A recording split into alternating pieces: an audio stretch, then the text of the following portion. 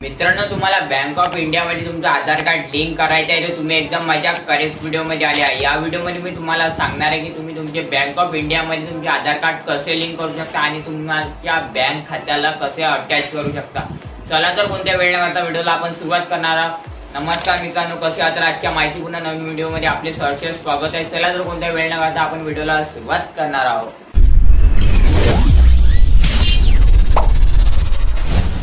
चला तर आता सांगणार आहे। सगळ्यात अगोदर तुम्हाला गुगलवर यायचं आहे। गुगलवर आल्यावर तुम्हाला गुगलवर टाईप करायचं आहे bank of India. Bank of India आलं की तुम्हाला ऑफिशियल बँक ऑफ इंडियाची लिंक दिसणार आहे पहिल्या नंबरवर। त्या लिंकला तुम्हाला ओपन करायचं आहे।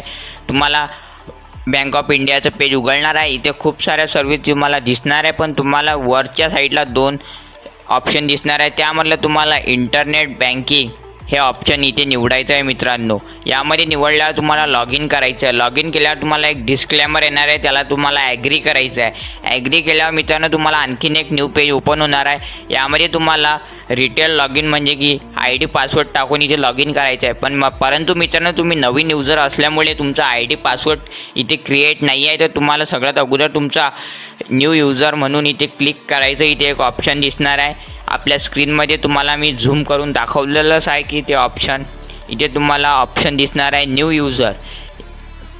तर या न्यू युजर या ऑप्शनवर तुम्हाला क्लिक करायचं आहे। इथे बघू शकता तुम्ही या न्यू युजर तुम्हाला क्लिक केल्यावर आणखीन एक थोडं लोडिंग होणार आहे आणि लोडिंग झाल्यावर आणखीन एक नवीन पेज ओपन होणार आहे।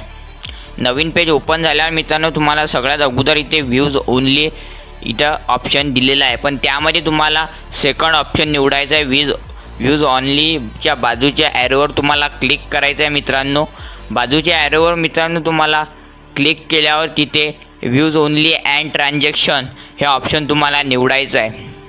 व्ह्यूज ओनली अँड ट्रान्झॅक्शन निवडल्यावर तुम्ही ऑनलाईन पैसे पाठवणे हे सुद्धा तुम्ही करू शकता। त्यानंतर मित्रांनो तुम्हाला सेकंड बॉक्समध्ये तुमचा अकाउंट नंबर इथे बरोबर फिलअप करायचा आहे। त्यानंतर मित्रांनो तुम्हाला इथे रजिस्टर मोबाईल नंबर इथे फिलअप करायचा आहे।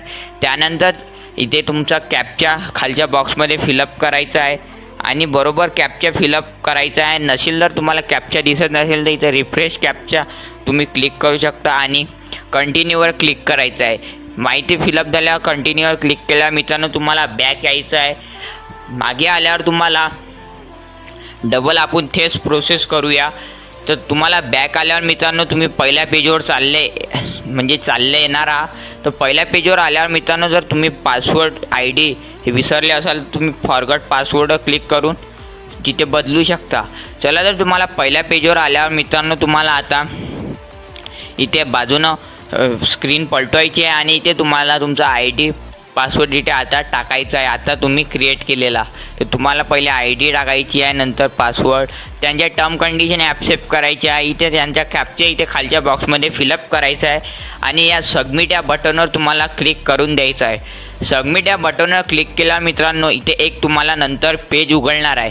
या होम पेजवर तुम्हाला आता रजिस्टर ऑफ आधार कार्ड हे तुम्हाला असं नाव त्या होम पेजमध्ये पाहायचं आहे। बरोबर, रजिस्ट्रेशन ऑफ आधार कार्ड हे नाव पाहिल्यावर मित्रांनो तुम्हाला त्यानंतर या नावा पाहिल्यावर तुम्हाला आधार कार्डचा 12 अंकी नंबर हा फिलअप करायचा आहे। तो बरोबर फिलअप करायचा आहे मित्रांनो आणि आधार कार्डचा 12 अंकी नंबर फिलअप केल्यावर तुम्हाला सबमिट या बटनवर तुम्हाला क्लिक करायचं आहे। त्यानंतर सबमिट या बटनवर मित्रांनो तुम्हाला क्लिक केल्यावर तुमच्या मोबाईल नंबरवर एक मेसेज येणार आहे की तुमचा आधार कार्डला बँक अकाउंट लिंक झाला आहे असा मेसेज तुमच्या मोबाईलवर येणार आहे मित्रांनो। परंतु मित्रांनो हे डिटेल तुम्हाला एकदम बरोबर भरायची आहे आणि काहीच चुकवायचं नाही आहे, तरच तुम्हाला आधार कार्ड बँकेला लिंक झाला आहे असा मेसेज येणार आहे। तर तुम्हाला काही अडचण असलीच तर नक्की कमेंट करा।